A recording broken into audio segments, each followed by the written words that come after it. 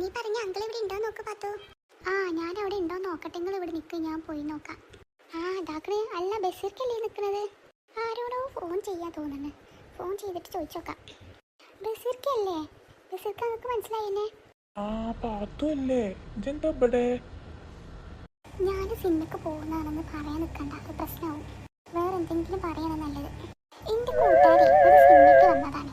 തിരക്കാണെങ്കിൽ seat കുറവാകുമല്ലോ, അതുകൊണ്ട് ഞങ്ങൾക്ക് എങ്ങനെയെങ്കിലും കുറച്ച് സീറ്റ് ഒപ്പിച്ചിരണം. സീറ്റിന്റെ കാര്യം പറഞ്ഞ് എങ്ങനെ കുറച്ച് പൈസ ഒപ്പിക്കാൻ പറ്റിയൊരു അവസരമാണത്. ആ അതിനെന്താ പാത്തുവോ, ഞാൻ ഒപ്പിച്ചുതരാം. പക്ഷേ കുറച്ച് പൈസ വേണ്ടി വരും കേട്ടോ. അത് ഞാൻ ഏറ്റ്, പൈസ ഞാൻ കൊടുത്തരാം. അല്ല റിസ്വാനെ, പാത്തു എന്താ പറയണത്? എനിക്ക് മനസ്സിലാവണില്ല അവിടെ എന്താ പറയണേന്ന്. എന്തായാലും നോക്കാം, പാത്തു വരട്ടെ. അപ്പോളേ എല്ലാം ശരിയായിട്ടോ. ഞാനൊരു കാര്യം ഏറ്റെടുത്താലേ എല്ലാം ശരിയാക്കുന്നൊക്കെ മനസ്സിലായില്ല നിങ്ങൾക്ക്? ഞാൻ ആരാ മോള് നിങ്ങൾക്ക് എഴുതിയത്? പാത്തുവാണോ? പാത്തു ബഷീർക്ക് പറഞ്ഞു കേട്ടോ. എന്നാ പാത്തു അത് കൊണ്ട കൊടുത്തണം. ശരി, ഞാൻ കൊടുത്തിട്ട് വരാട്ടോ. ബഷീർക്ക എന്നാ പൈസ ഒക്കെ സെറ്റാക്കി തരും. അത് ഞാൻ ഏറ്റു പാത്തുവോ, അതിന് ബേജാറാകന്നെ വേണ്ട.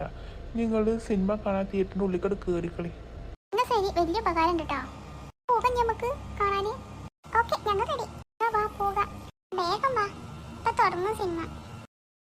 പഠിച്ചോനെ, ഇവിടെ ഒറ്റ കുട്ടികളില്ല, അതിനെ കൊണ്ടിട്ട് പൈസ വാങ്ങിയത് ഉണ്ടാക്കാണ് നല്ലത്, അല്ലേ ഇപ്പൊ പണി പാളും.